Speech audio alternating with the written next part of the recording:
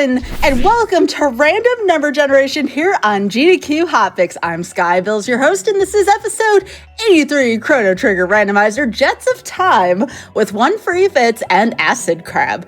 Couple announcements here on behalf of Games Done Quick before we get underway. I know y'all are excited. There's a lot of Chrono Trigger fans in chat, and I'm super excited too. Frame Fatale is Games Done Quick's all-women online speedrunning community. The upcoming event, Flame Fatale, will run August 13th through 20th. The schedule's now out at gamesdonequick.com/schedule. While you're checking out the schedule, feel free to submit a prize for the event. Yes, prizes. Use !FF in Twitch chat to submit your prizes. The last day to submit prizes is August 6th. Games Done Quick is hiring. If you have experience in social media creation and want to help out at our live events, be sure to go to gamesdonequick.com/jobs to apply. If you missed out on any of our other hotfix shows or past events, be sure to check out the VODs on youtube.com/gamesdonequick. And also, hello YouTube. I hope you're all doing well. If you're watching, be sure to press the like button on this video to subscribe to the channel. Also go to twitch.tv/gamesdonequick if you're interested in looking at our live content. And with that being said, how are y'all doing? Acid Crab, 1 for fits. It's wonderful to meet y'all. It's great to meet you as well. Doing fantastic. Excited to show off this amazing randomizer. Absolutely. I think this is going to be a lot of fun, and we're going to get to showcase some really cool settings for this randomizer. Absolutely. So do you want to introduce yourselves? Let us know who you are, your background with this game and with this community. Again, this is the first time I've ever seen Chrono Trigger, so I am quite excited. But yeah, why don't you all introduce yourselves? I made sure to put your links in chat there. Please be sure to follow both 1 Free Fits and Acid Crab. Yeah, Acid Crab, why don't you go first?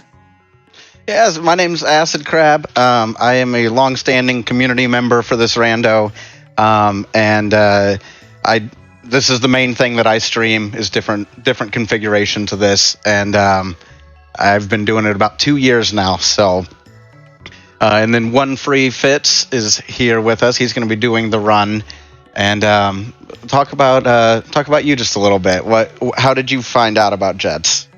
Yeah, so the first JRPG Super Nintendo randomizer I got into was Final Fantasy VI Worlds Collide. I kind of stumbled sideways into it, dabbling in like the vanilla speedrun. And once I got hooked onto that, I started looking at the other favorite game, Chrono Trigger. I was like, I wonder if there's one for this. And when I happened to join the community, there was a new player camp that was being put on. That's the shirt I'm wearing right now, called Camp Specchio. So I got to learn to play the game under the seasoned guidance of some of the vets like Acid Crab here, and because of that, I am here to show it off today. Absolutely. Well, I think we're probably about ready to get started here and see how our run goes. Yeah, let's jump into it. So I'll go ahead and count us down. 3, 2, 1, go. Good luck and have fun. Okay. So we're going to start with 2 randomized characters. We got Marl and Frog, which is probably not what you were hoping to start with, per se. These are lower damage output characters. But they do have some good dual techs. Yeah. Go ahead. I was going to say, we should probably talk a little bit about just kind of the overall basics of how do we get progression, how do we beat the game, all of that fun stuff. Yeah, so Jets of Time is an open world randomizer, and so what that means is it works through a system of locks and keys of key items. We're going to start off with a few different dungeons we can go do to unlock either character or key item checks. We're also going to get 2 free checks at the start here, where we'll go get a key item, and that can dynamically change how we proceed at the start of the run. But so different items that you would get throughout the story of Chrono Trigger, you'll randomly get at the end of dungeons and certain fetch quests, and then that can unlock different time periods or things like that. And so every time you, or not every time you play is going to be different, but every time you play, you're going to get things in a different progression. And like Pendant early gives access to the future. That means that as soon as Fitz thinks he's strong enough to go to the future, we can go there, and there are 3 key item checks there. So, well, you'll kind of see as we go through some of the checks, but this is one of them. It is asking to borrow this guy's tools, the carpenter check. And we're also going to be doing some shopping to try to get consumables, ethers, revives, shelters, tonics, things like that we might need throughout the run. I am super broke right now. I have 0 gold. Perfect. Yeah, it costs a lot of gold to get that pendant, but pendant is huge because in the future are higher tier chests than you can get in most of the areas where we are now. And so if we do go early, we can get excellent gear early too. That can make everything else faster.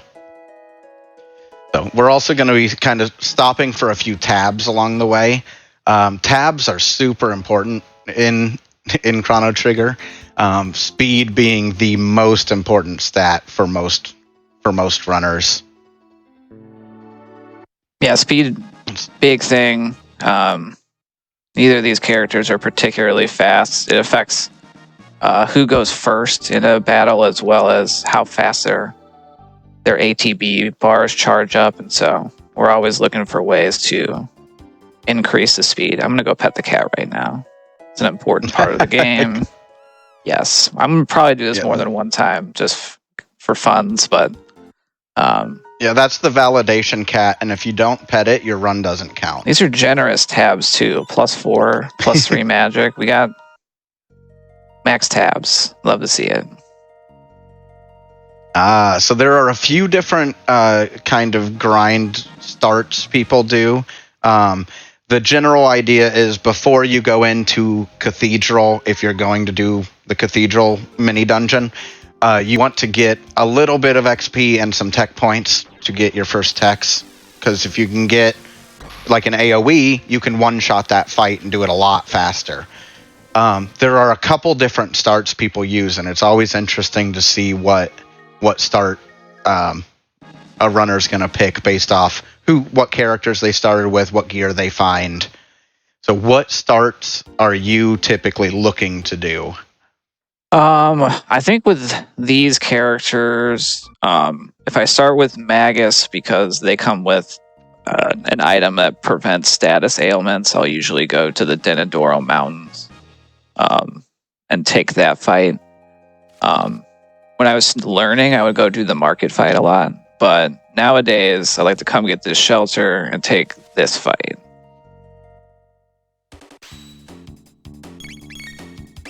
And so, real quick, I'm going to mention how tech points and how tech unlocking works.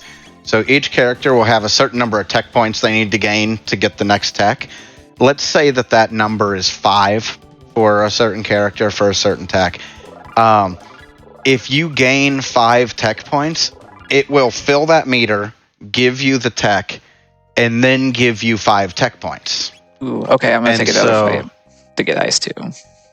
This one. And so grabbing this second fight here, I think is going to set up tech doubling, where we're going to get a couple extra tech points and we're going to get that second tech.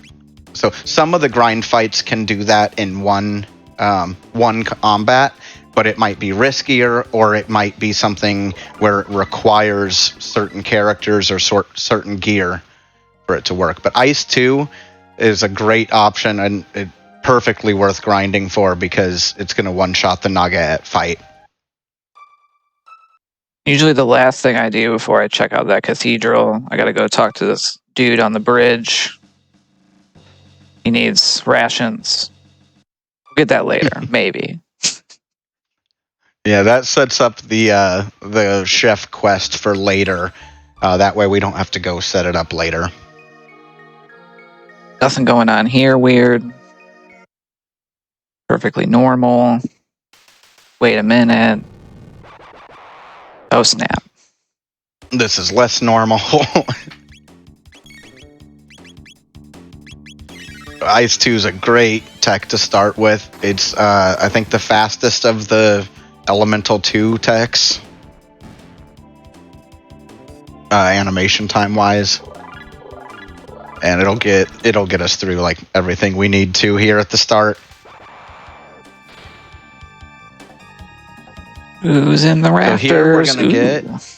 Oh, it's Magus! Interesting. So, yeah, that's gonna be interesting.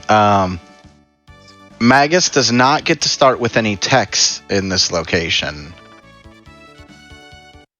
which is unfortunate because Magus also requires the most tech points to learn his first tech. So Magus is going to be our auto attacker and our potion master here for a little bit. Indeed. Now, this is where really I think the first kind of big decision point comes in a seed is if I go all the way to the back of this cathedral here, finish this dungeon, I can get another character. Takes a lot of time. I already know where a couple characters that unlock checks in Marl and Frog, so I think I'm not going to go to the back. I feel good about this party. I need a quick ether. So I think we're going to take this magazine, get out of here. And so by grabbing this, we'll be able to turn this in to get some tabs a little bit later on. But it does require that we get into this fight here. This is something that almost no runners skip, except in very certain situations. Most people, even if they're not going to do Cathedral, will come in and do this. Grab that and get the tabs. Right, so get out of here. Where do I want to go next? I feel like having this Ice 2. Oop, we're going to the desert to grind real quick and get some early power. And that way I can pretty safely deal with any boss I might run into. And desert's nice because it has pretty good tier loot too. So we'll be able to grab hopefully some good stuff while we're down there. Now we are very slow. Do I want to use my speed tabs yet? No. We're just gonna deal with it. Yeah, it's always a big decision with tabs, especially speed tabs, because they're pretty rare to find. And once you've used them, you can't get those stats back. So you don't necessarily want to use them until you're confident in the team you're going with, or the stat is absolutely required for a boss. Yeah, what do we call it? We call that tab committed. Is that's the moment we decide this is our party we're going with. And it's always like, when do I do that? Because I've definitely been burned sometimes where it was like, well, I had 8+4 power tabs. I probably could have beaten that fight if I would have used them instead of hoarding them. Or like you get halfway through a run and then you go, yeah, this party is good enough. I got some good dual techs. And then you use the techs on the characters you've had the entire run already. It's like, oh, I should have used those stats. So normally the enemies in here would be pretty challenging to just kind of come in here right away, but having that Ice 2, everything in here gets hurt by water magic big time. So this makes it pretty quick for us to get a significant power spike to start off our seed. Yeah, because these are like, this area is such a good grind spot. But if you don't have water or ice, like, it's not worth it. It's not worth the risk this early.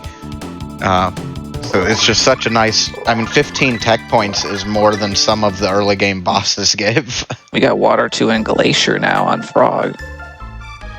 the dual tech. Glacier's really nice single target between Frog and Marl. It's really good. It can come up in a lot of good fights too.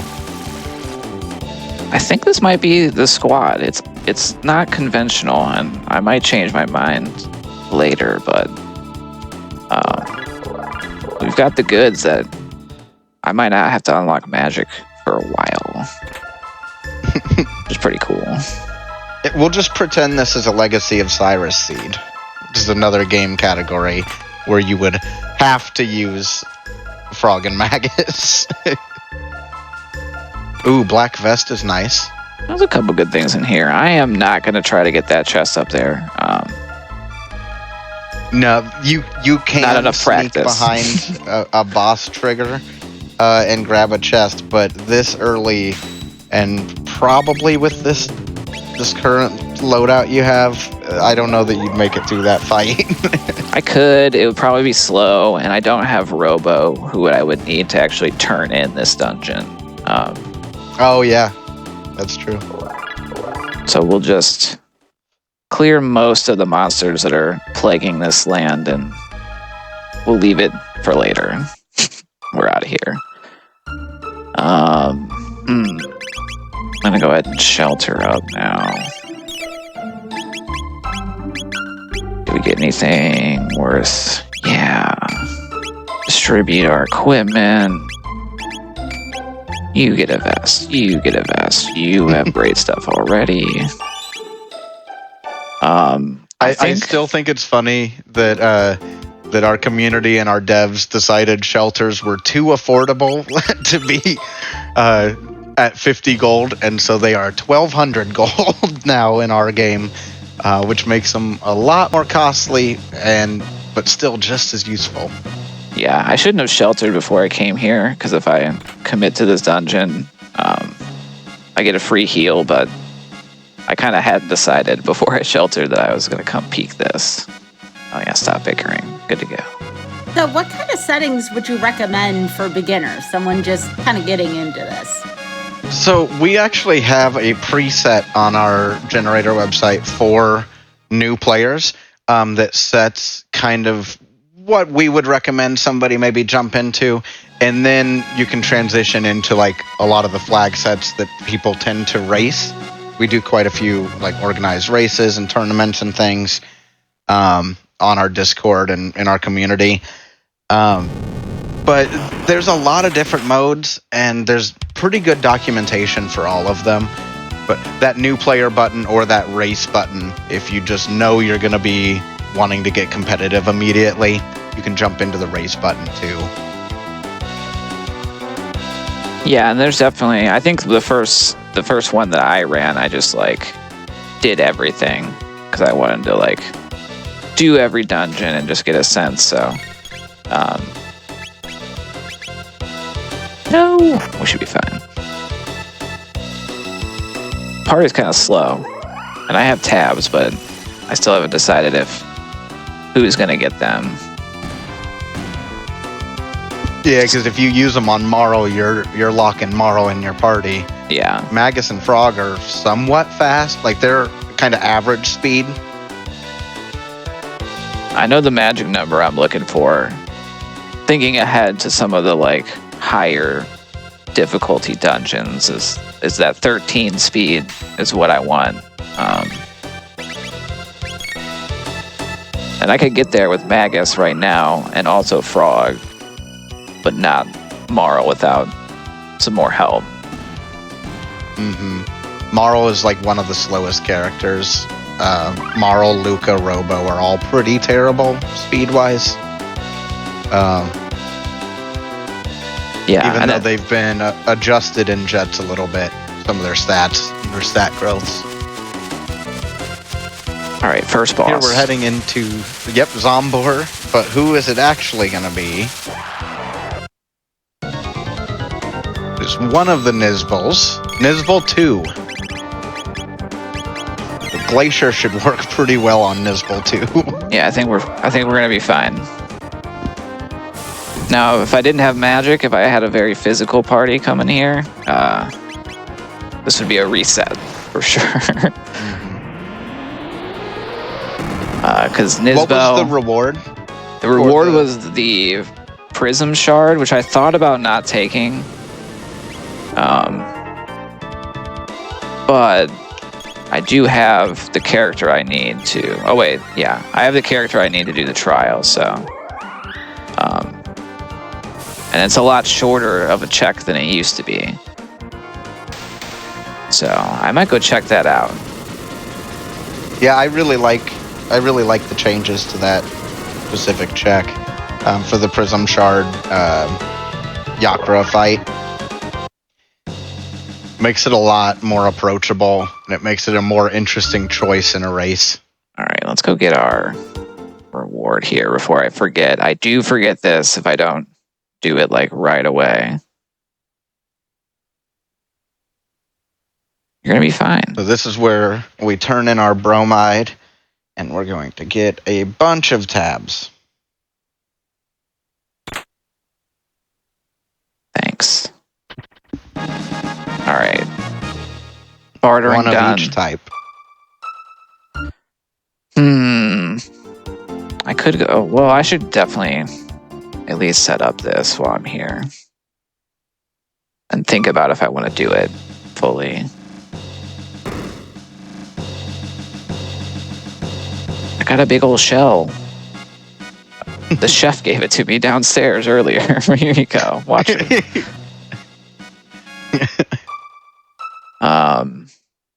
Because I am tempted to maybe do Hecarim Cave first. We still have access to the future too. Right. This is a pretty open seed in like right now. Got a lot of options. I'm gonna do here first. This feels good. Might go say what's up to Melchior real quick. See if we get a frog weapon. Don't need it. Pick one of those. Nah, okay. Can I get a big hand? From Melchior? I would clap for that joke, but I have to keep my hands on the controller, so.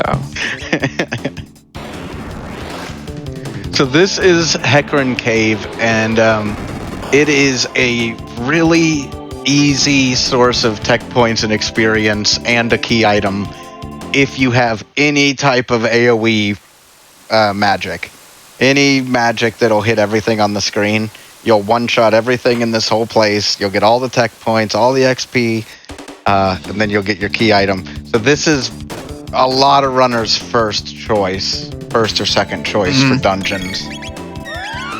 For sure, for those reasons mentioned. Another thing we didn't touch on with the bosses shuffled around, we have a setting that makes it so that they keep the hit points of the vanilla bosses. There are a couple of exceptions to that one, but so generally, even though it's a different boss, I will know how many hit points it has and how hard it's going to hit me based on where it shows up at.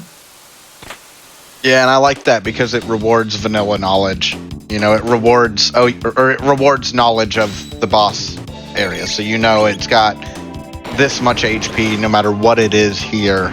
Do I have the tools to do that much damage? That being said, a couple of the flags that I would recommend for like a newer player learning is the we have one for sight scope always on and boss sight scope. Yeah, which will make it so that we can always see how many hit points enemies and bosses have, which is a nice, nice one to have on while we're learning, for sure. Should we talk about skips at all? Because I have done a couple in here. We've got one coming up with these bats. Yeah, so a lot of areas in Chrono Trigger, it'll start encounters if you move a certain direction into an area. Here, we're going to avoid that by using that kind of ramp built into the wall.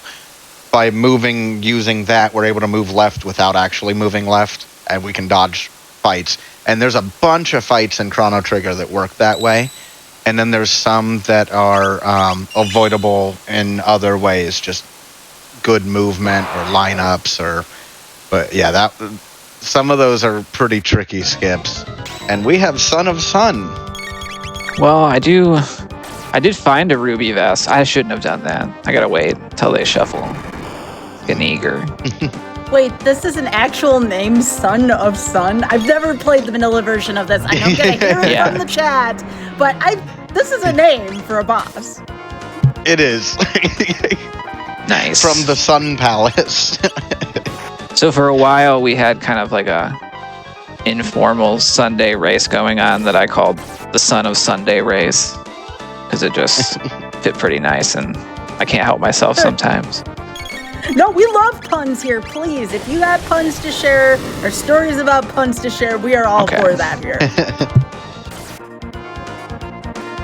So this fight is actually really interesting because you can't really do damage to this boss directly. It randomly shuffles its flames, and one of the flames is like the real one, and when you attack that, it does damage. You got to get a certain number of hits, but after some time, it will shuffle again, and so this can be a frustrating boss if you don't have protection, like against fire element attacks, and you just got to hope your team's fast enough and that you input and get lucky a little bit. Yeah. Is there a way to like manipulate it so that it's predictable on the first time? Or I know I just get lucky sometimes, like I did this time, and it's like yeah, I know that somebody was playing around with ways to manipulate it, like when it's in its vanilla location, but it's not something I've messed with a ton. I think that was 10, and I need, should be good. Kind of forgot to count, so this is an estimate. I know there's certain flames, if you've never restarted your game, there's certain frames that or certain flames that are more likely, was what I was told, but I haven't actually looked at all the numbers. That's right, when we need to put out fire, we need to shoot bows at it, and also hit it with swords and scythes. Not water magic. No, that doesn't work. That's wild.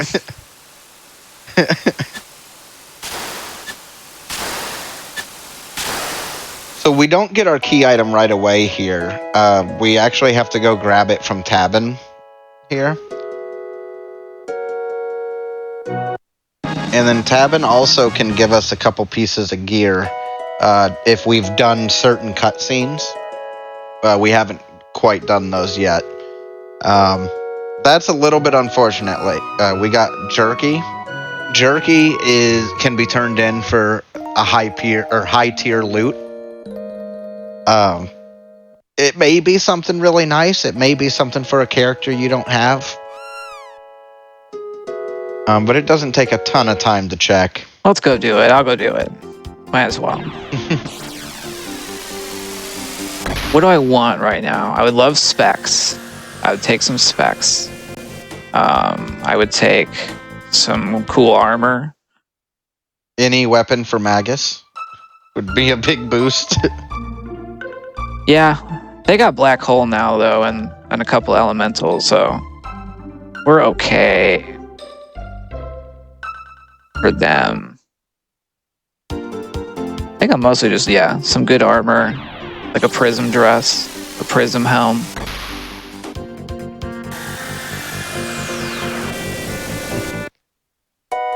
Let's see what we will get.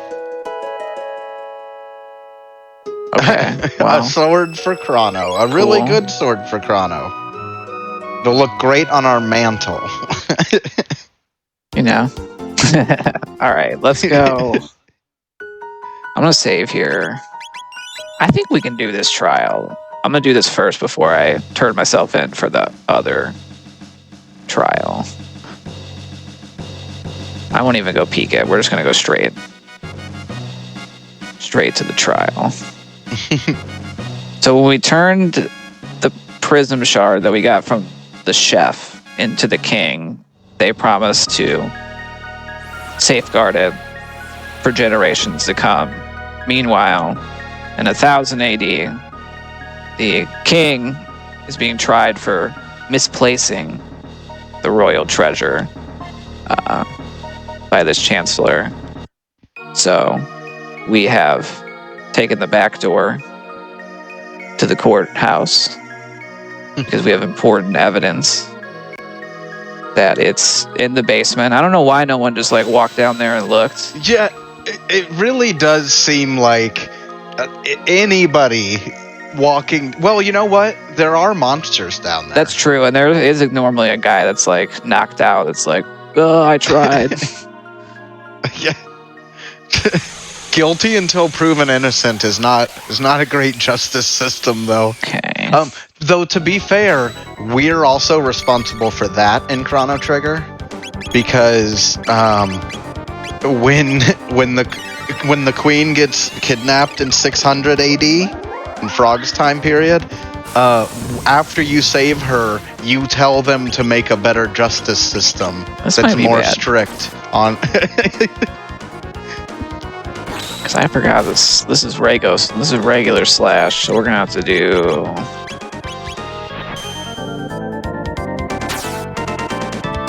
hitting, which I don't even have a frog weapon. I might reset here and let's see what we can do.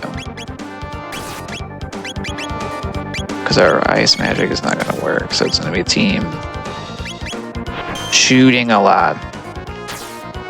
This spot doesn't have a terrible amount of hit points, so I'm not necessarily worried about losing. I think it's just gonna be, whoops, slow, because Frog's got his bronze sword still.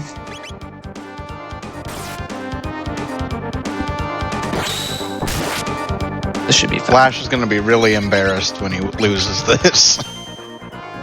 Yeah.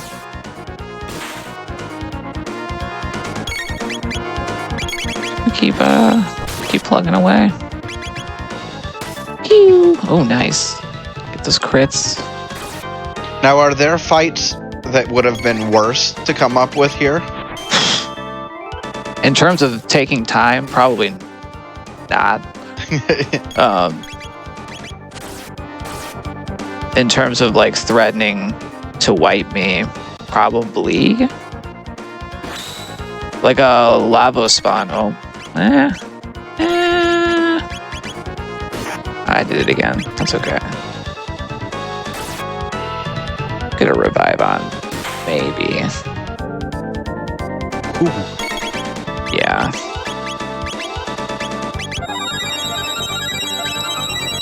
Play it safe here.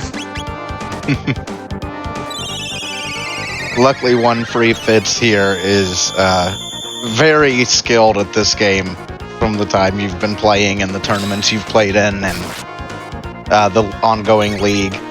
So I'm sure you'll save this and be able to pull it off. I've learned a thing or two. We were talking about that Camp Specchio. I loved doing that last year. That was a lot of fun. We just got a big influx of new people, got everybody up and running and competitive, and then set up like a new player tournament with all the contenders. It was a lot of fun.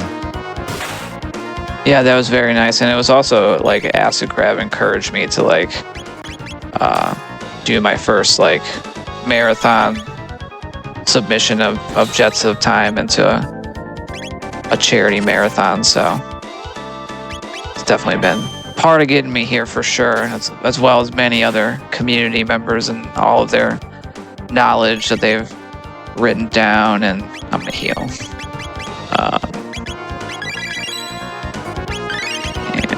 Yeah, our community does quite a bit to try to help new players make guides and make video tutorials on skips and make sure people understand boss logic. And you know, if it's something that you think you would enjoy playing or playing competitively, there are people that will get you up and running in it. Yeah, on that note, how might one reach the community to receive more info on getting started? Yeah, so the easiest way... That's not going to happen. The right site. We're going to come back to this. The easiest way is to go to ctjot.com. That's going to have links to our Discord community, our wiki page that has all the documentation for different categories and flags. It's going to have the tracker apps we use to keep track of what's available, as well as some guides, and the generator itself. So ctjot.com is the best place to go for that info right now. So this Melchior storefront is really interesting because he always sells a mid-tier weapon for each of the characters besides Magus, and then he always sells revives and shelters. So you know that those things are always available in a seed. That's a great weapon for Frog. I'm pretty sure by getting Magus in the right spot to be able to use Black Hole. No, we're not selling you Dependent. Don't even ask us. And how many times we gotta tell you? by having an actual weapon for Frog, oh yeah, that's a big difference. And maybe, actually wearing some armor here. I can probably take that spot. Yeah, I'm gonna do it. We're gonna try again. That way I can kind of show what I was talking about earlier around sometimes hoarding onto things or putting off trying to find a weapon can burn me. Yeah, it's always a game of like, well, what's the most amount of gold I could need for something later in the run? And like, what number am I comfortable spending? Because you don't want to get to like a late game shop and have prism specs for sale and you can't afford them. But you also don't want to not have a weapon when you need it for a certain boss or something.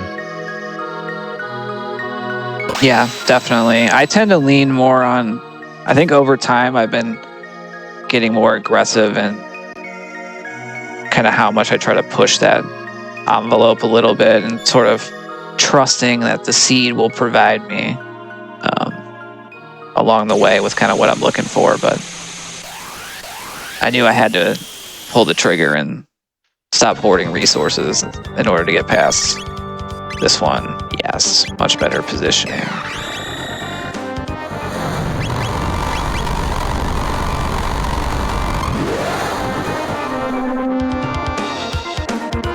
Yes. Back into the slash fight here.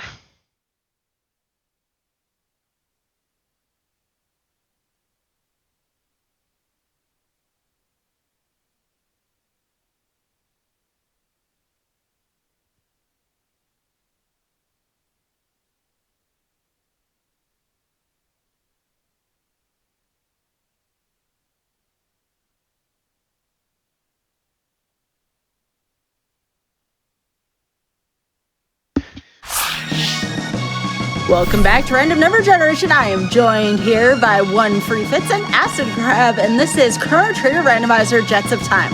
We apologize for the technical difficulties, but we are right back on track. All right, let's kick back off. 3, 2, 1. Go ahead. So we finished off the slash fight, and everything went a lot more smooth that time. So now we are going to go and get our reward for that quest and find out, was it worth all the work we put into it? Yeah, I really got stubborn and wanted to get through that wall. We get some loot too, so. And it's pretty good tier loot, usually. I saw a red mail. Excuse me. Yeah, red mail's nice. Except we already fought Son of Sun. That's true. Hero medal. So that is another key item check, and a powerful upgraded accessory for Frog. It is different in Jets of Time. It gives, I believe, auto barrier. Is it auto barrier, sunshades? We'll peek on it right here and confirm for sure. Yeah, we'll take a look. Yeah, we'll take a look and make sure I tell you the right thing here. We got barrier plus 50% damage, shield. Incredible. What we want to. Such a good piece of gear. What we and want. another key item check. And we'll keep rocking a black vest. Yeah, I'm gonna go turn that metal in right away. Hey, it is easy to forget to turn in if you don't do it right when you get it. Because it might influence where we go next. We might see a new, that would be cool. Yeah, there's a chance to see a new here each time. No new this time. Oh, there's our rainbow user. Chrono is locked behind repairing the Masamune, which we may or may not need to do. But we got a Moonstone. Moonstone requires we have access to prehistory to drop it off and the future to pick it up. And we do not have access to prehistory yet. All right, I think it's time to go to the future.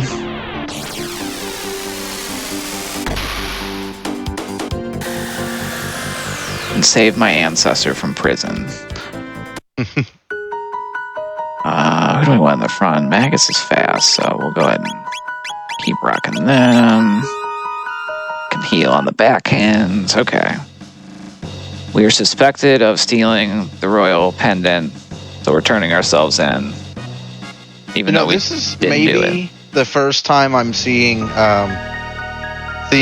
somebody that might deserve to get locked away be locked away in this cutscene, because Magus might deserve to be in jail. Magus has done some stuff in the past and the era that we're in currently.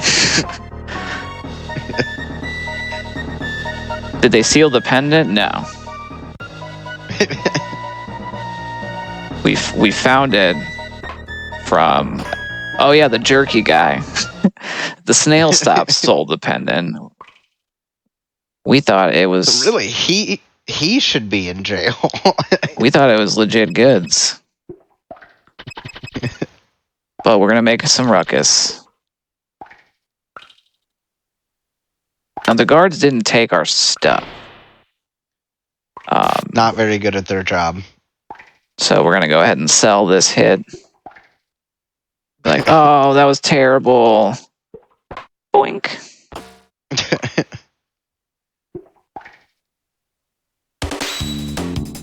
And now we begin the Metal Gear Magus part of the race. Yeah, and this has a couple of the skips that are really fun to learn when you're new. Like these shield skips here that are very particular. Well done. Yeah, it's taken me a little bit of time, because we always have different characters in the front. And the kind of visual cues can vary depending on who's in the front. Magus kind of, floats around. So they don't really have like feet that you can use for reference necessarily when moving. But they do kind of have that nice little peak when they're facing this way. Or that little dot in like the middle of their head that kind of helps us center up. Okay, now I gotta be stealthy here. Nope. Get him. Bonk. I like your onomatopoeia there in the That's so good. We didn't sneak up on this guy, so they get a different bonk. So we have to free. The question is, my guy. Who are you gonna free? This is Fritz. They have similar hairstyle to Chrono, who in the vanilla game is wanted for various crimes, princess kidnapping and whatnot. They're just a small business owner caught up in hysteria, so being my ancestor from over 1,000 years ago, I have to read them to ensure the timeline continuity. And so I'm always advocating to save. If I have Chrono in my party, which I don't, I could then go visit them at their store, and they would give us 10 mid-ethers and access to a decent shop. So normally, a lot of runners won't do it unless they have access to the reward, but, you know, that's my guy, so I gotta let him go. So would you say that he's one free Fritz now? Correct. And that's also what keeps this Fitz free to exist in reality. I keep a portrait, and if I had too many runners low-hanging fruit. don't save them, I can see it start to fade, and that's when I know I have to get out there and really advocate for my guy.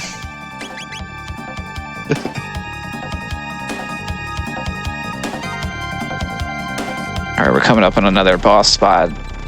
In earlier editions of the boss randomization, this was not a spot that was randomized, but now it is. And there's a Giga Gaia tank. Oh, it's my favorite boss. He's just absurd looking, especially when he's dropped somewhere else that he's not supposed to be. A lot of his design is actually part of the map because the sprite limitations and the way this game did sprites. And so when we grab them to throw them somewhere else, fun stuff like this happens. So it always starts with getting the hands. We're going to get those hands. They're going to do some damage. And then we want to get those hands out of here so that they stop doing that. And we can focus on the face. So I'm just rocking my AoE here to get the hands down.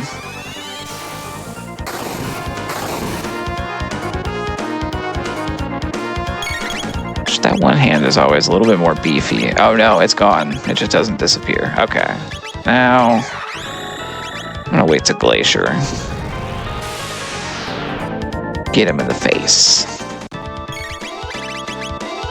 Who will sign my petition to make it so that when Giga Gaia rolls in different locations, he gets different names? Like Jumbo Gaia, Large Gaia. Yeah. Ooh, a Vigil hat. Vigil hat. How about Big Earth, right? Yeah. Big Earth. Big Gaia. Yeah. Big Earth. And we just gotta run over that bridge of guards and get out of here. They're escaping, they say, as we run by them. I think those guards were on our side. They're kind of like, oh no, they're getting away. And then they wait for a little bit and run after us.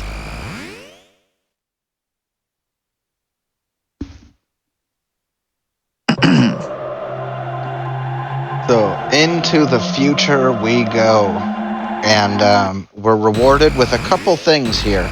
First of all, we have a flag on that makes the pendant charge as soon as we get here. So now we can go open the sealed doors and get a good number of high tier chests that could be amazing stuff. That's all garbage for some reason. It's okay. We also gain access to 3 different key item dungeons here. We can do Aristome. We can do where Son of Sun would normally be, and we can do Genodome. Now, does boss rando at this phase in the run? Does boss rando affect? Like, would you always go to Son of Sun because it could be an easy boss, or?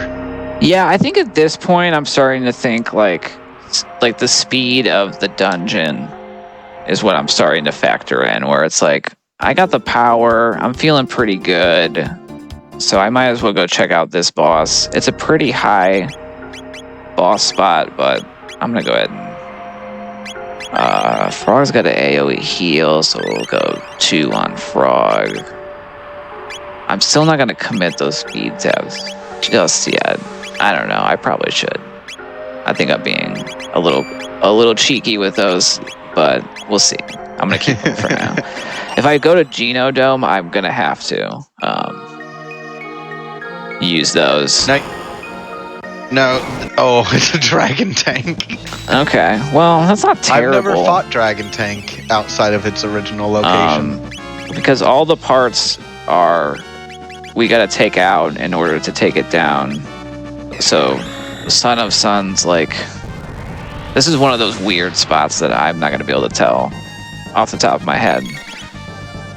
But the main point is, like, it's just gonna be split between, like, when a 1-part boss is in a 3-part spot, they get added together and vice versa. I don't think I said that very well, but so like the HP value gets split between the different parts of the boss. Yes, and so like the dragon tank spot I found to be actually kind of tanky when it's like a 1-part boss there, because the 3 parts all get added in to the 1. I see. I feel like I could just. I'm just gonna keep doing this. This is working.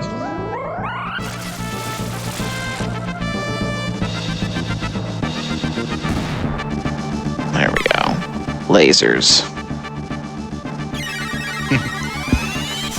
I've always loved Dragon Tank. I think it's the first part of Chrono Trigger where it's like, hey, sometimes boss fights are puzzles.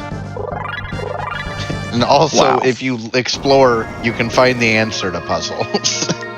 Well, I just got a dash ring and a speed belt from that boss drop.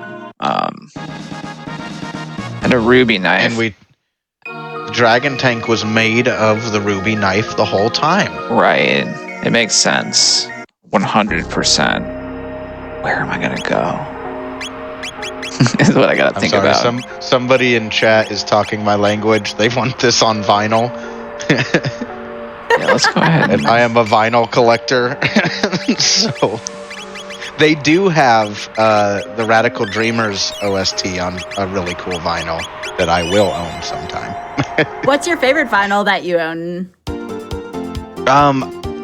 I don't have it yet, but I just ordered one of my holy grails I've been looking for, which was Beck's Mellow Gold. It's just a great album, and it's hard to find. How about a video game vinyl? I have seen those floating around. Yes, I have the Doom 2016 OST. Wow. And it's really good. So that might be my favorite video game one. So I decided to do the mountains, the Nidoro Mountains. Having that ruby knife and Dreamstone, if I can find the gate key, then we get to enter go mode. So I have a suspicion that maybe it's here. Like a feeling. I really can't back it up with like sound logic. Well, Denadoro is one of those places. It used to be that we went here as early as we could. Like, a lot of runners used to go to this dungeon before they did even Hecarim Cave. That's fallen out of favor because a small amount of levels and techs makes this boss, like, really, really easy. And so, like, coming back now, it's going to be really fast as long as we nail the encounter skips, and the boss fight itself will be easy.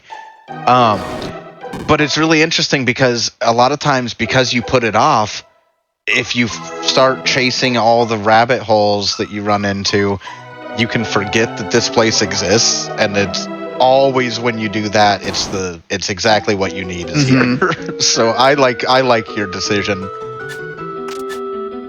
Yeah, we can just kind of fly up here. And honestly, with boss randomize on, this spot is actually kind of punchy and tough for an early party. It can be kind of scary to come here first. So, we just move the right way, like on that last screen, we get to skip a whole gauntlet. This one is using the ledge to skip an encounter. Yeah, that's like a minute and a half of fights that you skip by just not pushing one button on the controller. And Yeah. here is everybody's favorite Kilwalla. Mountains are nice. The mountains are nice, guy. Get that tab. And I think about the skips is like they do save time. There's no doubt about that. I am just getting to the point now where I feel like it's gotten to the top of my list of available time saves, you know, to continue to improve, but it certainly wasn't the top of the pile for the, you know, the first like year that I've been playing this game. Yeah, boss strategy, Akuhish, who's one of the best runners in our community, he very adamantly says, I'm not trying to skip seconds in encounter skips, I'm trying to skip minutes in boss fights. And I think once you get to a certain level of skill, like once you're hitting most of the skips most of the time, that's probably a pretty good mindset. But get to that level, make sure you're hitting most of your skips most of the time. But also make sure you know how to handle the different bosses you can run into. Yeah, and I think it's interesting. A lot of RPG randomizers, there's always also developing that feel of like powerful enough, too powerful. You know, of like, I can go, I need to spend some time to make going faster later, or I'm kind of wasting time because I'm powerful enough. That's, I think, something that's taken me a while with this one. Ooh, okay. Oh, hello, Mother Brain. To figure out. So, I think I can.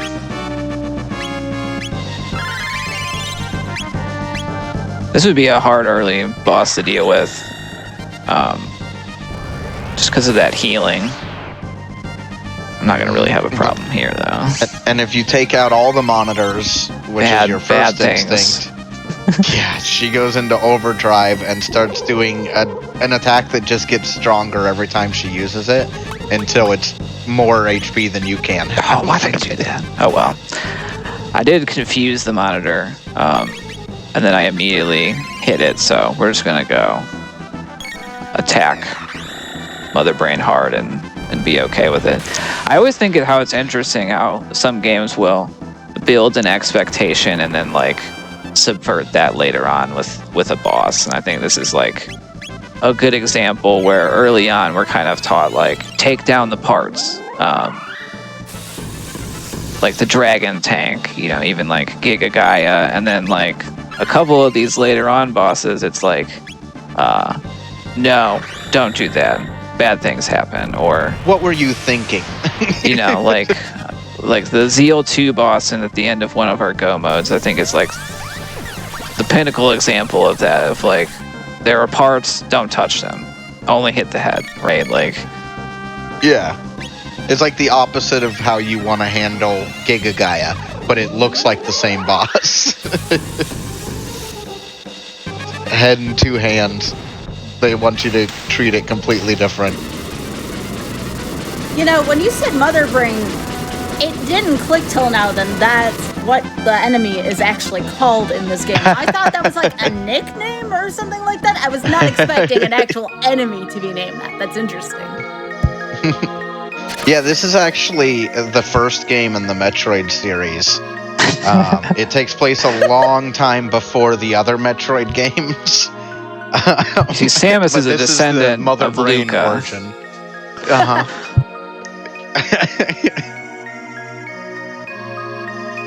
Metroid actually takes place in the future after you save it.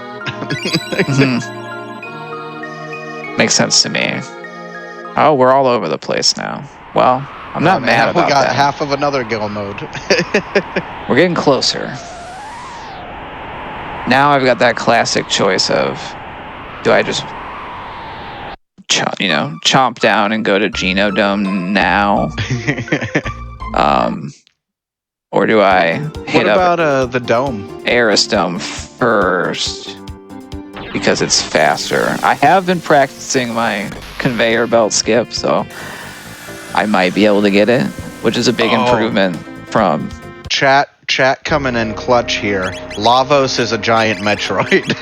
I mean, they are certainly an alien from space, so... That's sucking the life force of the planet. Like...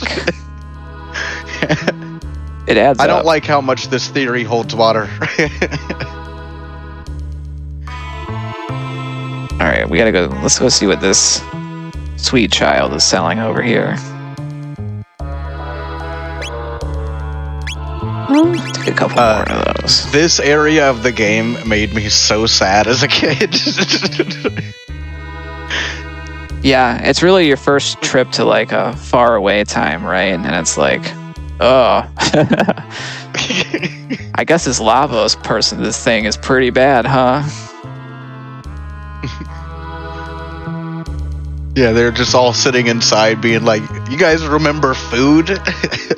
which is why they send you down. You're looking to try to find their food storage for them.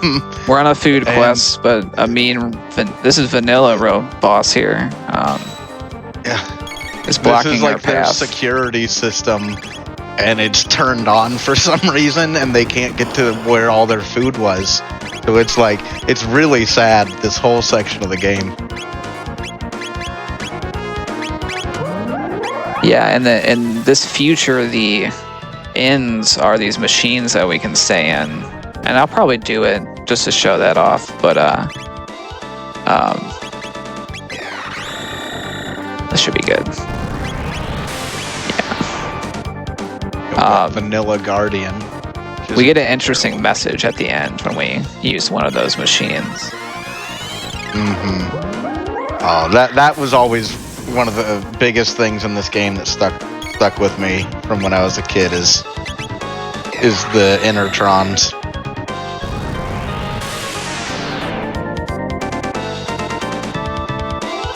Breakdown.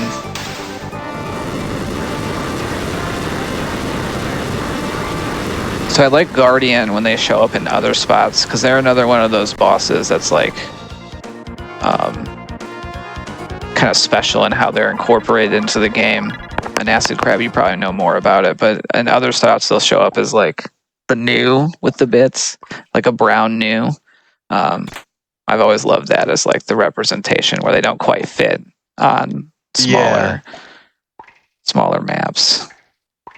Yeah, where it caused problems or it would just not look fun, just look bad. We kind of went that route with it. So we found the food storage. It was all bad. But we found a note that said, hey, this rat knows a secret to this place. Catch it.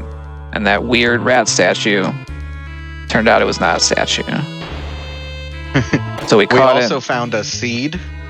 So maybe they can grow food later. That's true. We did find hope for the future. Yeah, because the Intertrons heal them, but they don't fix hunger, but they'll heal you. So they've been able to stay alive and everything, but they need hope, something to look to, and be able to have. Yeah, we'll go this way first. Growing. We're coming up with one of my favorite kind of features. Right here is when we go flip the trigger to activate. We see our last event tournament champs names. That was the which one was that for? That was 2 tournaments ago, I think. That's just like a neat little thing. When I first got my hands on the game, I was like, that's really cool. Yeah, when we did our first tournament, the prize was being added there, and then we kind of did our next annual tournament, and then those names went in. But yeah, it's really cool to have Easter eggs for the community like that, because there have been a lot of great players that have come through, and a lot of things. There's a lot of skips and I don't want to say glitches, but there's skips and things that don't work in vanilla that we have access to, that all had to be found by like players just spending a bunch of time and resources getting better and better at this game. And it's just so cool to look back and see players that just were incredible at this. Posted some of the best times and things. All right, so we're going to trade this seed for hopefully a clone. Oh, wow. It is a clone. That's our go mode, which is great. So we gave Doan the seed and we said, hey, you should grow some food. And he's like, all right. And then we're going to go try to prevent this whole future from happening. So this is already go mode for this. This seems a little early. I need to look at my text. This is a bit early from 2020. Oh yeah, I haven't unlocked magic for either of these two either. You have to get to the end of time, which I would have to unlock magic. That would take so long. We're just gonna go. I might think sure will get you through it. After, let's spread the love out here. We're all magic users. I got 5 speed tabs. I should probably use those right now, huh? Let's get everyone to at least 13. Year 13. 14. More power. I'm gonna do Death Peak now. And then if I still am feeling like, I don't know, I might go run through the first fights in Genodome, but I don't know. I feel good with our party, so we might just go for it. And we get the alternate music for Zeal Fight. With Magus here. Ah, yes, that is true. All right. Yeah, while we have a moment here, by the way, as long as this is a good time, let me know if it isn't. I wanted y'all to talk about yourselves and your streams and what got you started with Chrono Trigger Randomizer in the first place. Yeah, I can go. I'll go first while I got some cutscene here. I think I've always been watching kind of speed running content, and what would be my first? Going all the way back to I think like Essentia running Chrono Trigger and Final Fantasy VI in some of the early on GDQs. So I'd always been curious about it, and I kind of gave it a try myself, and I was a little bit like, this is fun, but I kind of feel like I'm doing the same thing over and over again. And that was just not quite for me. And then I stumbled into the randomizers. I started with the Final Fantasy VI Worlds Collide first. We don't actually have to talk to this tree or this doll to turn it actually into a makes tree. it harder if you do. Because it's like I think it's not slightly flat, smaller. right? Yeah. Right, yeah. And so it's hard to stay on it.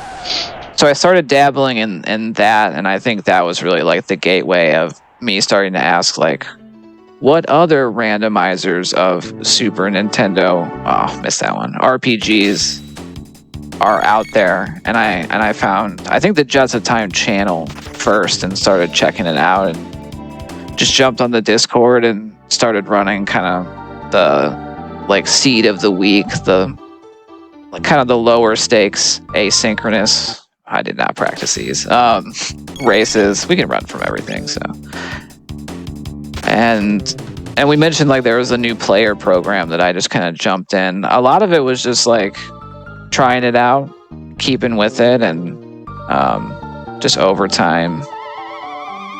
That one's really tricky. Getting better. What about you, Acid Crab? What's your how did you discover it?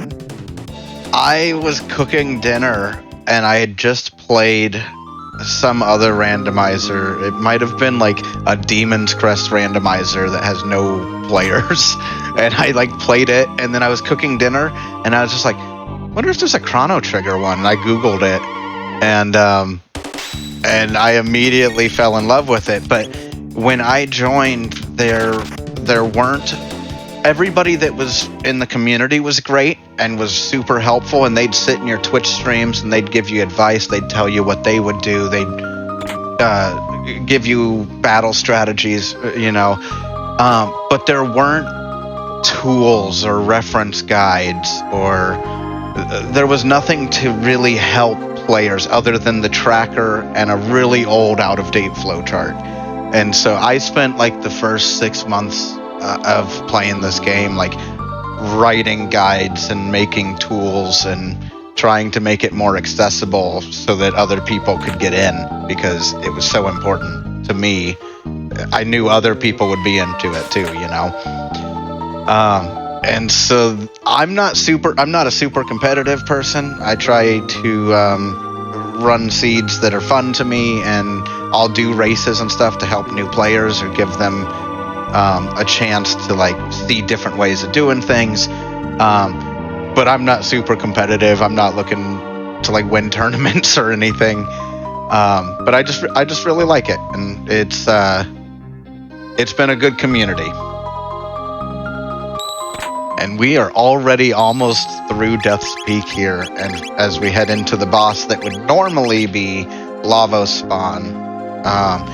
Now, there's a couple Lavos spawn fights on this mountain in vanilla, but we actually have removed the ones that were kind of pointless, repetitive fights to just make this dungeon a little bit more attractive. There is a Demon's Crest randomizer. It's very basic and very early, but it's really neat. There's nothing to help you get started on that one, unfortunately. Yeah, and so in terms of kind of what do I usually stream, it's a lot of randomizers. I don't do like a ton of just like practicing very often. I usually am doing the kind of either in real time or I love the asynchronous stuff too. Just those like seed of the weeks, like run it on your own pace and submit your time to the leaderboard at the end of the week type stuff. And so in addition to this, you might see me playing the Final Fantasy VI randomizer, Worlds Collide, or one of them. I play the Secret of Mana and Secret of Evermore randomizers. I've been learning Free Enterprise. I find that one a lot harder because I never played the vanilla game. And I was kind of like, let me see if I can just pick this up. And the answer is with a lot of help. And then I've been playing the PK Scramble, one of the Earthbound ones as well. So a variety of randos on my stream. Yeah, we've had a PK Scramble here on RNG before. That was a pretty popular one. Yeah, it's a really fun one, and some of the kind of settings for races tend to come in at like under an hour, so it's a little bit of a shorter one, but I've had a lot of fun learning it, and I just love Earthbound's a big one of that childhood nostalgia of just being so like weird and quirky, and I love like the art style overall, and just a lot of good things. I really want to get into the Oracle of Ages, Oracle of Seasons randomizer. That's one that I just need to like spend the time learning. But it's for me, the hardest part of a rando is when you first get in. If there aren't really good tools available, you've really got to like almost bang your head against the wall to really learn and get into them. And so the more guides and tools and write-ups and things there are, the easier it is for new people to get involved, and that just helps the competitive scene stay healthy and work. I love the group that we have in our Discord. All right, let's go get this power tab real quick. We call this the swag tab. because when I was running in, it's possible to get that and make it to the next tree. It's not the easiest window to make necessarily, but I decided not to go for it because I kind of got to commit to that one right away. I'm gonna take a shelter and a save. 21. If I take every fight possible in Black Omen, and we're fighting Zeal 2, I've got Glacier, which is a big single target hit. Magus can Dark Bomb all day. I think I'm just gonna go for it. You know, we gotta risk it for the biscuit sometimes. As far as what I typically stream, I mostly stream Jets in random amounts. Sometimes I'll stream every day for 2 weeks. Sometimes I don't stream for a little while. But I play a couple of the other categories, like Legacy of Cyrus, which is a mode where it has different end-game conditions. You're trying to get Magus and Frog in your party, and then do all of like the Magus and Frog side quest stuff. So I really like some of the side modes. I also like Lost Worlds. It starts you at a higher level with only late game dungeons, or mostly late game dungeons available. And it's like a shorter, tougher mode. And I really like that mode too. But that's what I really like about this community and this randomizer in general, is there's a lot of good options and a lot of fun different ways to play it. I got a Sunshade drop, that's why I was like, yes. Nice. Because that's going to help out. It's one of those things where like gear can help with the level problem.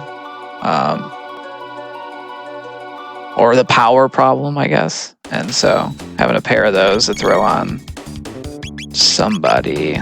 Get these two. The black hole. Should probably point out that, like, for someone that's played vanilla, they might be like, what's this black hole thing that I'm seeing? Yeah. So not to get too technical, but the gist of it was the original Dark Hole tech had pretty major problems, especially when you started moving where it was in your tech list.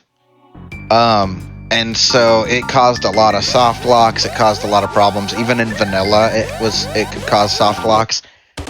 So we decided to make it something that was useful, but kind of stayed in line with what it's supposed to be for Magus. And so we reworked it into something that isn't going to break runs all the time. So I know we were talking earlier about how Lavos was the first Metroid. Samus is descended from Luca. The dark matter animation, the way that it is, it looks very similar to Grand Train. The like ultimate Strago lore that we can get in Final Fantasy VI. So in my headcanon, there's like a connection there too. I feel like Strago might be descended from Magus. So we'll see how many. I'll try to think of how many more video game canons I can tie into this. Well, I was thinking extended universe. I've never seen Marl and Princess Nadia in the same place. So that's sus. We're running through a bunch of these encounters. Some of these encounters can drop really good stuff. You can get like speed tabs. You can get apparently red vests, which we'll probably get to sell some of, because there's one more shop that we're going to run into in the Black Omen here, and it is the new shop, and it's really high tier loot. It can have great stuff. Yeah, we love the new shop. We talked about how there were different Go modes, and so this is the one that I found myself on. If I would have found the gate key, I could have went to Prehistory, done the Tyranno lair, and then finished my game off in in Ocean Palace. I found none of the sword pieces. That would have been my third option for a go mode. Gotta check my is. And that one requires forging the sword and having Frog in the party. And that one's kind of unique because it's the one go mode that's always gated behind a character. And that one would involve us going through Magus's castle, which is always funny when you have Magus in your party. Beating that and then going to Ocean Palace as well. So I find it interesting because we've got the 3 different ways and everyone's kind of got their preferences. Usually it's based on what am I faster at, I find to be a lot of runners' preferences of which one they want to get. Or what's safer. Some people just really don't like Lavos. Yeah. Because he's unpredictable. But Zeal is like just mean. When Zeal wants to be a problem, she can just be real mean, but you know exactly what she's gonna do in exactly what order. It's just, can I get her enough damage before she finishes me off? But Lavos is really tough. I think Lavos is probably the biggest hurdle for new players because vanilla strategies do not work when you're 20 levels lower. Or they can, but you've got to be really safe and you've got to be really confident how you play that fight. So a cool thing about these elevators that we're on is they have a random number of encounters, but that will always be the same, across the seed. So if multiple people are going through Black Omen in like a race setting, they're always going to get the same amount of fights on the elevator. So it's random, but not random to the point where it would be like different between racers. Yeah, I like that. That was a bad idea. These things absorb shadow. So I was showing how that works. And now we do it the right way. Yeah, now that we've shown how it works. This should take them down. I should have went with Black Hole there. The goons are trouble sometimes in runs because if fire will kill like everything in this place, but the goons absorb lightning and shadow, and that's like half the magic in the game. Yeah. And a lot of the dual and triple techs are shadow as well, so.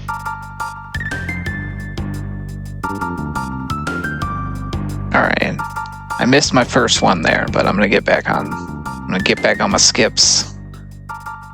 A lot of them are like hug a wall. Like I feel like half of the skips that I've kind of picked up, it's just like, oh, just hug that wall. Oh, just like a lot of times it's what way do you think a normal player would walk through this room? Don't do it that way. It's like take the most roundabout path you can find because that's probably the way they made it. You could run through. Oh, okay. I missed that one a little bit. I should probably fight these things anyway, because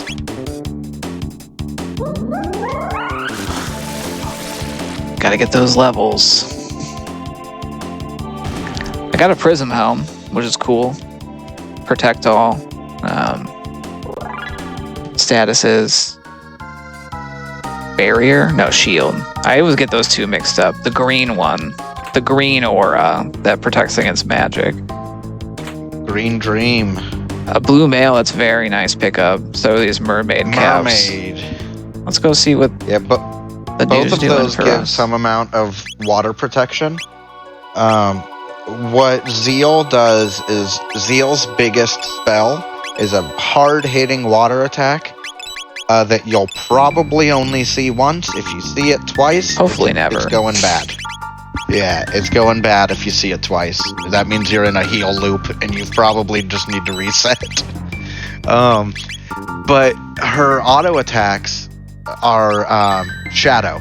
So you want to make sure if you have either or both of those protections, that'll make a huge difference in that fight. So that's really nice things to pull in this final dungeon. I don't think we really need status protection. You, buddy, you're getting the sunshades. You. I'm using Glacier a lot at the end, so I think I'm gonna go. You get a magic seal. I'm okay with slowing Marl down a little bit. Give her the blue mail because she's got life 2. Mermaid cab. Well, now, someone should wear this. There are a bunch of flags that are options that are not enabled for this. Some of them are things like gear rando, where like different weapons can roll different effects from other weapons, which can be really interesting because it means every time you pick up a piece of gear, it might be an improvement over what you had, or something you've never gotten to play with before. But this end game dungeon, this Black Omen dungeon, is probably the dungeon that you can gain or lose the most time in based on how you know the skips and the fights. Definitely. Because one of the first times I ever thought I was going to get like a sub 2 hour, I was so happy because right at 1 hour mark I got this go mode, and I was like, oh, this is amazing, I'm going to get a new personal best. And then an hour and a half later I finished this go mode. And I'm a lot faster at it now, and I'm sure you are too. But this is one of those dungeons that you can really see the difference between a good player and somebody that's new or still learning the skips. There's a lot of time to gain or lose. Yeah.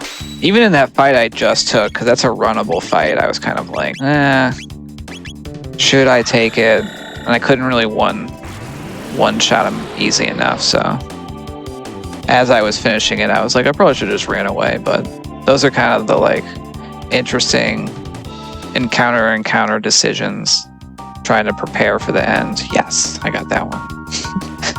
The random shields. I want that chest. When I first started playing Jets, the world record holder at that time would always say, players focus too much on skipping fights. It's more important to know when to skip fights. And I think that can be huge in some of these end games, especially if you go into an end game low level. Like, yeah, you might be able to run through this whole dungeon without any fights, but is that going to help you when you get into some of these harder bosses at the end? All right, let's see if these eyes cooperate. Wow. That's the luckiest eyes I've ever had. Nice. I loathe this room. I call it the dumb eye room. But so far, they're being nice. Every runner's kind of got their how long am I going to wait for these eyes to close before I just smash into them. I think over time I have less patience, where it's like, you guys got one blink and then I'm going.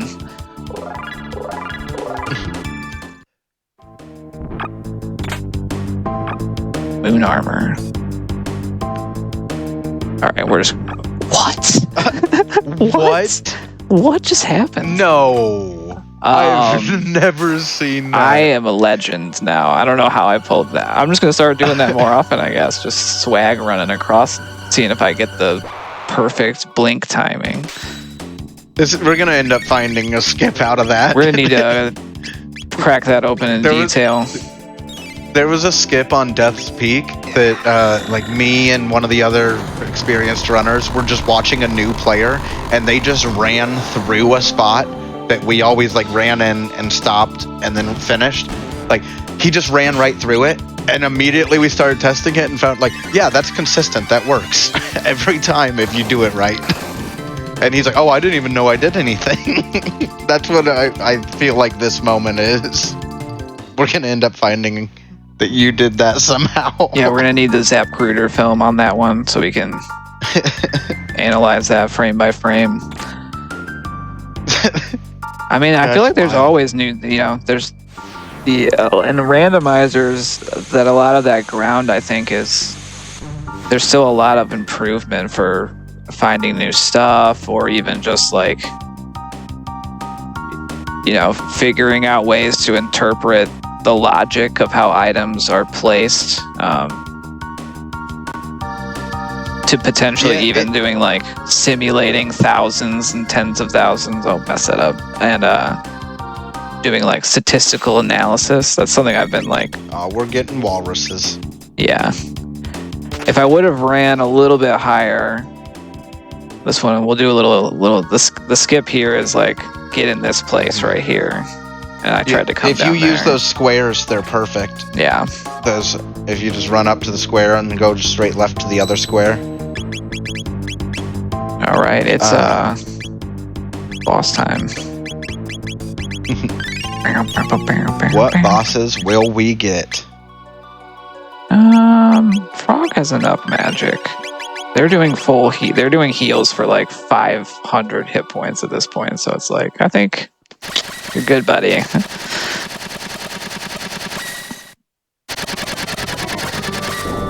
But just in the time I've been playing this, the main race flags I've seen the world record go down by like at least 15-20 minutes in the time I've been playing, just from changes in the rando and also changes in how we play the rando. There are a lot of dungeons we used to do earlier that we leave for later now. There's just a little bit more info, and all the characters are viable options now, like for party members.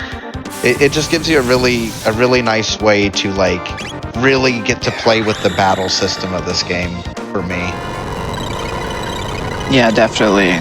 So this is Golem Boss. They are a big pushover. They'll never attack me. I could just sit here and do nothing. Whenever I'm commentating, I'm always like, all right, we need quiet time. This requires frame perfect execution to get past Golden Boss. I'm trying to beat them before they just run away. Yeah, you get a good amount of XP and tech points if you are able to finish them before they run. Just keep raining down ice blocks. Yeah. 200 tech points, that's a lot. Yeah, we get some big chunks at the end. Those last techs can take, we'll see here, like I'm still 580 from unlocking. Welcome to the only time in this game that they expect you to go backwards for a save point. Yeah, that one gets me sometimes, where if I'm in a hurry, I press on. When I was running Camp Specchio the week I ran, I wiped to the boss after this, and I had forgotten to go back and heal or save. It'll still get you sometimes. It's rough. For sure. Well, it's everywhere else in this game. If they're gonna throw a boss at you, they give you a save point before it. Yeah, that's like another one of those where it's like by design, subversion of kind of what the usual, or just kind of happenstance. But so we got a really good question in chat about what in the game is actually random. I will give a quick rundown on that. So all of the enemy drops, like enemy item drops, are random. Not every enemy has drops, but they can. So like each one of these fights, we could get items. It could be anything. All the chests are randomized. All the character recruitment locations are random which character you get. We started with 2 random characters, and then each dungeon reward, more or less, is a key item reward that is randomized between the other key items. And then there's options for many other things. And then we typically play with randomized tech order.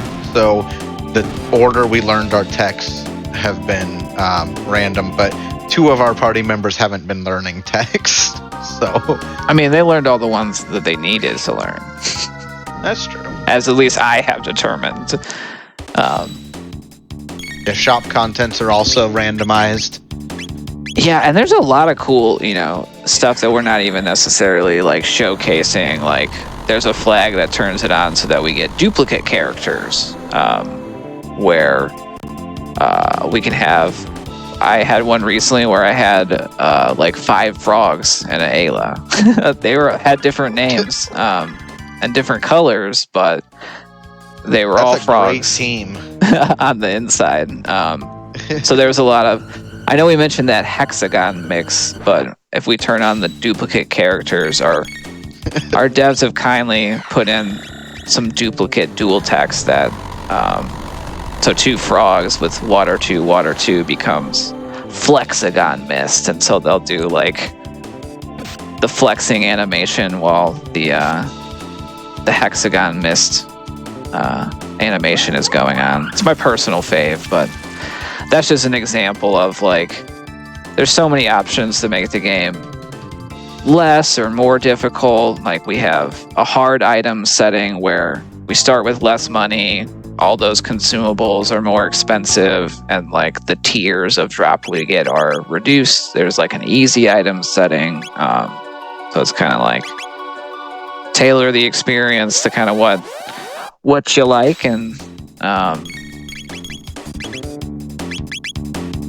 it's fun to stray outside of the race setting sometimes too. Yeah, I'm a big fan of variety modes. Dumb modes that are just different ways to play the game or explore areas. Or a lot of the modes I designed or like ended up making with people are modes that like I wanted to practice a few areas a bunch, and I was like, let's make a mode that requires this. That way, you know, I can run through a bunch of times, and then some of them caught on, some of them didn't. But Legacy of Cyrus is probably my favorite way to play, because I just love Magus and Frog as characters, and all their story elements, all their dungeons are really well designed and neat, and there's still some really cool skips and things you can do in it. All right, we got Mega Mutant. Mega's in the front normally, right? Is it like French? I think so. French vanilla adjacent. We're doing a lot of damage. Yeah, I'm feeling good about my decision to not take those like grind fights of the Geno Dome, just based on. I mean, those sun shades dropping was a big confidence boost of like, all right, now Glacier is gonna slap the way I need it to. I'm a Glacier fanboy. It is maybe my favorite dual tech for Legacy of Cyrus runs. Because I just love solid single target damage, and I think it's perfect for this go mode.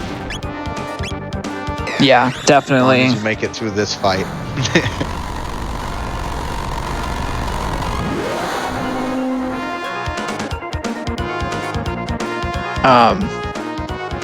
Something I was going to show off. Oh, I'll show. This is a fairly recent addition, and I love that the devs think about this stuff and have been adding it in. But if we look at like one of my texts down at the bottom, it'll be like it says Shadow, and then the damage formula is down there. So it's like I can understand, you know, on the surface, kind of what the damage calculation is. And that's incredible for that gear randomizer too, because it'll give you the effects of the items, or even if you just don't know what all the items do, it'll tell you what they do if they're vanilla effects too. So I love that we're adding, or that they've been adding more and more in-game info, because it just makes these so much more approachable. Another Sunshades. Well, Blackrock is cool. I'm gonna take a safety. We're going pretty fast here. I could just like take a heal and go forward. All right, well, all right, let's get more.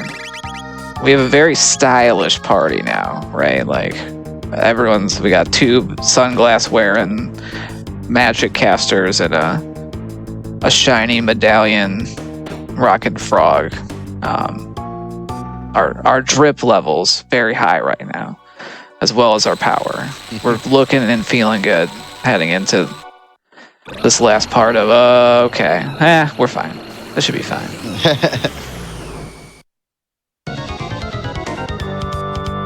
So this is Dalton Plus. I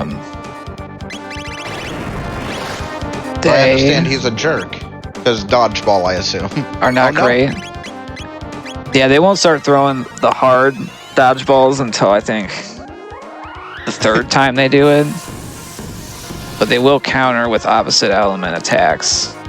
For me, almost nothing is scarier than the vanilla mutant in this dungeon that throws the dodgeballs and will hit you for like 800 damage sometimes. Yeah. If you have bad gear, that is terrible.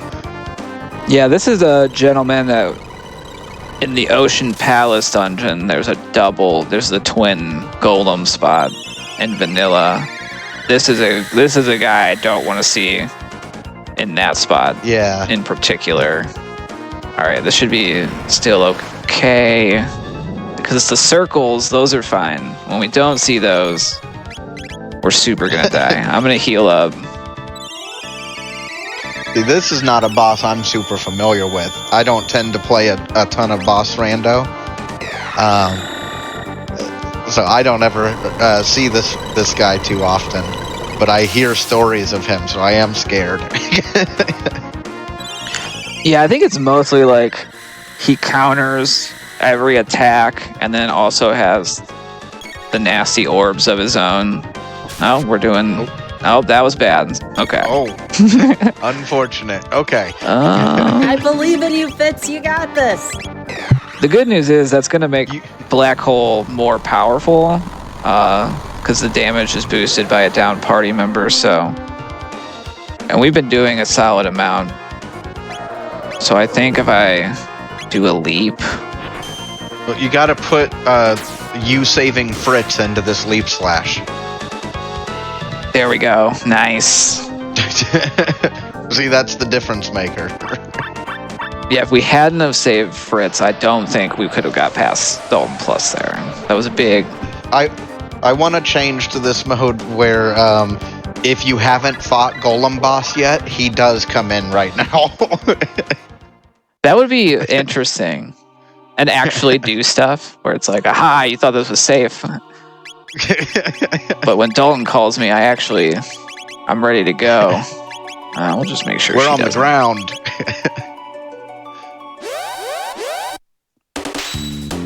So here's the fake out room where it makes it look like it's just going to let you walk right in. I made it. Oh, wait. Give you one more fight. Well, it's been a pretty fast journey. Hopefully we've had fun along the way. We've learned some stuff. I feel pretty good about how things have gone so far. And the time, like if I wouldn't have been so hoarding of my resources on that trial, that's probably like 10 minutes right there. But all you can do is just, every seed's different. You take chances here or there. You gamble on things. That's what makes it fun, Yeah. I always just try to put my best effort in, and the outcome, I can't always control 100%. But if this was this would be one of my fastest times this season in our league. I should probably mention that. We're in the middle of a season right now, but we have the first season of our weekly racing league going on. We'll probably take a break after the season to have like one of our tournaments, but I imagine come winter time we'll have season 2. It's like a promotion demotion type league with divisions, so it's definitely accessible to all players, and each season the top of the lower divisions and the bottom of the top division get moved up and down. So it's been fun getting that going and just getting more people kind of playing every week. It's been nice to see. Yeah, and it's also one of those things. The more people we have, and the more interest there is, the more events will happen as well. We run quite a bit, quite a few events now, and like we said, we run tournaments and leagues, and we'll do async, just random flag sets, asyncs up on the Discord and things. If you're interested at all, hop into the Discord. And all the information's on ctjot.com for our randomizer. That's the randomizer itself, all the links to the wiki and Discord and all of that. As we head into this, the second phase of this boss gauntlet, we get a menu glitch here. It's going to let us make some gear changes and heal up before we head into phase 2 and then the final phase of this fight.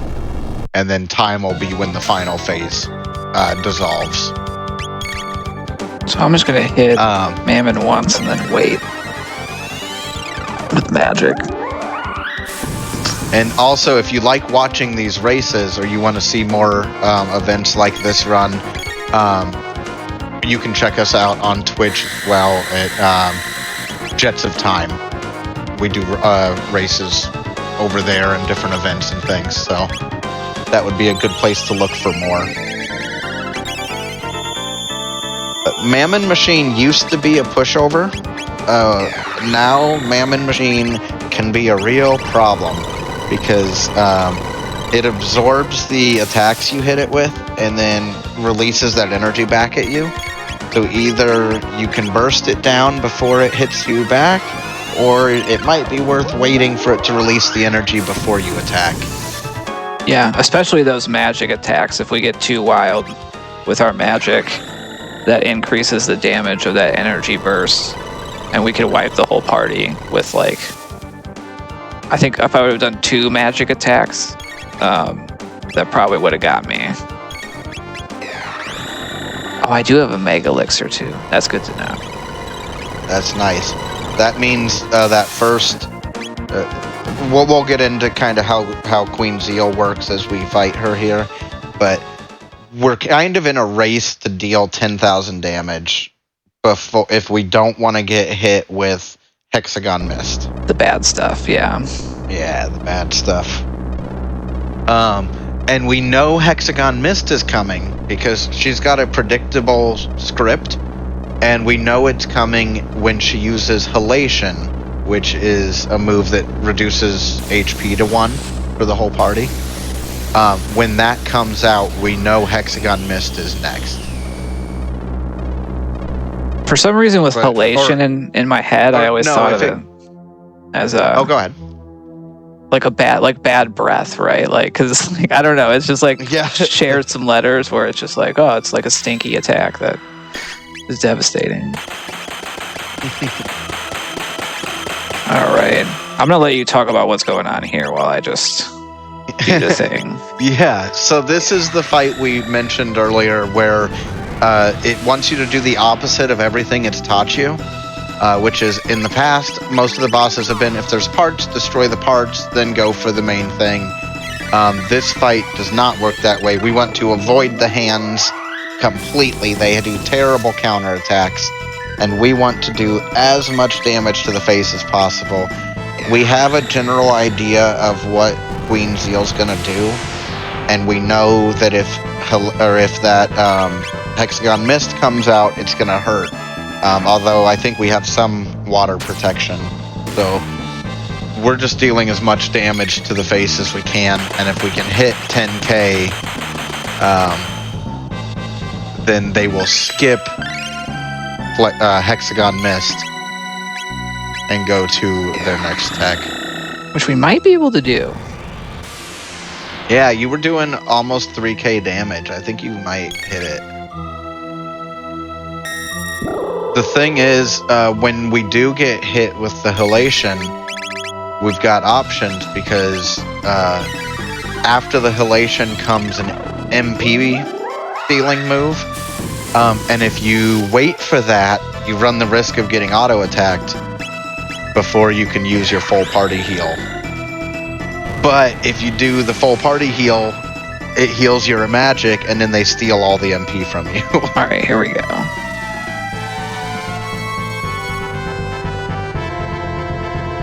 All right, someone's going down. Yep, so that's the risk. That's okay. Although it was just a speed problem. And so somebody's going to lose all their MP here, but it's probably going to be Magus. It's the safe way to play this fight. They're not my main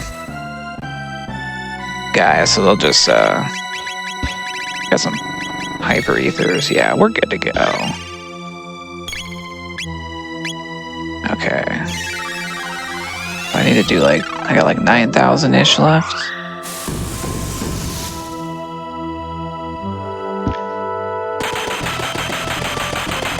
So that is the scariest part of the fight. Now the problem is, Hexagon Mist will come up again if we don't finish her off in the meantime. She's got about 20k health.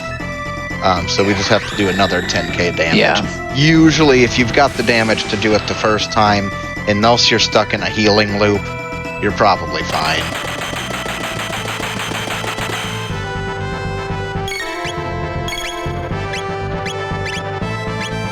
And in this song, it only plays in this fight if you have Magus in your party, because this is Magus's. Well, I won't say that. Never mind. This should be really close to the end here. Yeah, we're getting there. Within just a little bit more damage. I wonder if a leaf slash will do it. I'm gonna put my belief, because I lost count. Oh, No. the belief again pays off. And that's the run. The game. That is where time stops for most categories, is at the end of the Zeal 2 fight here, or the end of the Lavos fight.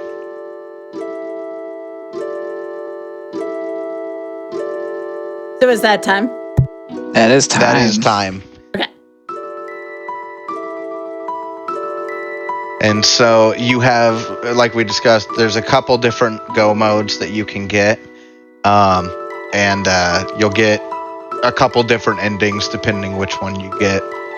Nice. Well, that went pretty well. Yeah, I was gonna say, what's your impression of the seed? That seemed, in accordance with where our estimate was, it went pretty smooth. Yeah, it was pretty smooth. I think there were some interesting starting characters, and I was never really sure if kind of my gamble to just never unlock magic was gonna work out for me in the end game. But I think with the good magic tabs, the good gear, and the stuff that I've learned from all the players that have come before me, it went pretty well. I'm pretty pleased. I usually don't do as much talking when I'm running these seeds for the league as well, so factoring all that in, pleased as a peach over here. Yeah, it was a good time. That was a good seed by a really skilled runner who's also very humble. Because it's kind of absurd how many encounter skips there are in these runs, to the point where some of the rooms that you're running through, they might have 2 or 3 encounters that are being skipped that you don't necessarily know. And so very impressive run, and Fitz did a great job showcasing everything. Indeed. Yes. So again, I want to thank y'all for being here, first off. And if you aren't following Fitz and Acid Grab, please be sure to follow both of them. That is at twitch.tv/onefreefitz and twitch.tv/acidcrab for folks watching on YouTube. So again, do y'all have any shout outs? You wanted to talk about, again, the league that's going on. So shout outs, where to find more information, just for folks who may have come in at the end of the seed and may want to know more. Yeah, would it be possible to throw a link in chat? If not, that's okay. But ctjot.com is kind of the easiest place to get all the information from our wiki, our Discord, and then twitch.tv/jetsoftime. If you like watching these runs and you want to see races and how different those can play out, it's a really good place to catch restreams and live races and all sorts of events over there.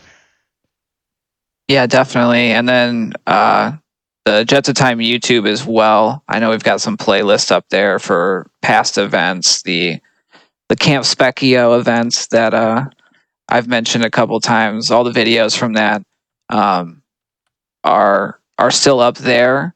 And just in terms of shout outs, is definitely just all the people in the community, the devs that put time into the game, a lot of our like community members that like Acid Crab that have put time into developing guides. I know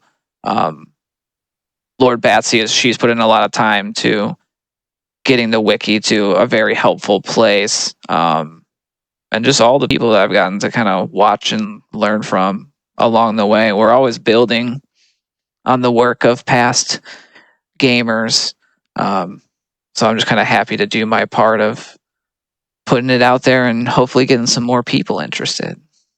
Sure. Yeah, a couple people I would like to name just out of those that you mentioned would be the main devs, which are on Twitch, Raster Cecil, also Angarel and PseudoArc have done an incredible amount of work on all of this. Me and other community members. There's a lot of people to name, but we've got a good community, and if you're at all interested, come on in, check it out, and see if you love it as much as we do. Yeah, and I want to take a moment also to shout out, and you all know better than me, we actually had the seed vetted. You may notice that we had better RNG than usual. That is because the seed tonight went through a process called vetting to make sure that there was no extraneous, really difficult sections, that the RNG was as nice as could be. So I want to give that wonderful person a shout out too for the wonderful work on this. I will shout out Mian for that. I did not look at the spoiler log, so it was all new to me, but I have a little bit of a reputation of being one of the cursed seed rollers, so I was a little bit nervous and wanted to make sure that I didn't roll myself another nightmare to try to figure out live on the air. So definitely shout outs to Mian for helping out with that and making sure we could stay in our time slot. No, that's relatable. It's also nice because sometimes we use some of the beta features and things, and it helps us just make sure that it's been played through and that we're not going to run into something that's gonna look bad or cause problems or anything with any of the new content that's been added. Sure. And again, just thank you to y'all and the community. And again, this was our first time having Jets of Time on here, and you all just slayed it. You all were absolutely fantastic, and we appreciate the fantastic running and commentary done throughout. Well, thank you so much for having us. Yeah, thanks for hosting and giving me the opportunity to show off this thing that I've come to really love. Maybe Legacy Osiris next time. Yeah, sure, absolutely. No, chat really seemed to enjoy it. So, yes, chat, I do want to remind you, this is not the end of our broadcast tonight. So, a few quick reminders here on behalf of Games Done Quick. Your subs, Prime Gaming subs, gift subs, and bits shared on the GDQ Twitch channel help support Games Done Quick Hotfix. Please consider subscribing if you enjoy the daily speedrunning content. Also, if you're watching on YouTube, hello, thank you so much for enjoying this. Please be sure to hit the like button on this video and subscribe to the channel. Also, go to twitch.tv/GamesDoneQuick if you're interested in looking at our live content. So, chat, coming up next, we are going to have Time Capsule. Take it away, Tiffy.